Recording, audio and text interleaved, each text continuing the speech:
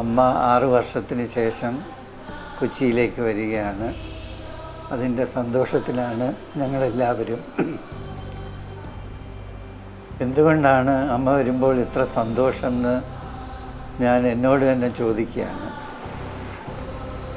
ഞാൻ വർഷങ്ങൾക്ക് മുമ്പ്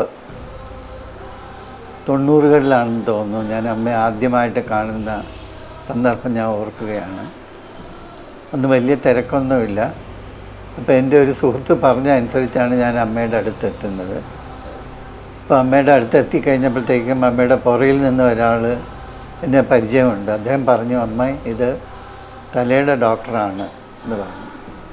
അപ്പോൾ അമ്മ എന്നെ ഇങ്ങനെ പിടിച്ചിട്ട് എൻ്റെ മുഖത്തോട്ട് നോക്കിയിട്ട് പറഞ്ഞു, മോനെ നമ്മുടെ ആശുപത്രി വരുന്നുണ്ടല്ലോ, അവിടെ വരണം. അപ്പം അന്ന് ഈ ആശുപത്രിയെക്കുറിച്ച് വലിയ ചിന്തയൊന്നും ഉണ്ടായിട്ട് പോലുമില്ല. അന്നേ അമ്മ എൻ്റെ അടുത്ത് പറഞ്ഞ ഒരു വാചകമാണ് ഞാനിപ്പോൾ ഓർക്കുന്നത്. അതിനുശേഷം അമ്മ ചേർത്ത് പിടിച്ചപ്പോൾ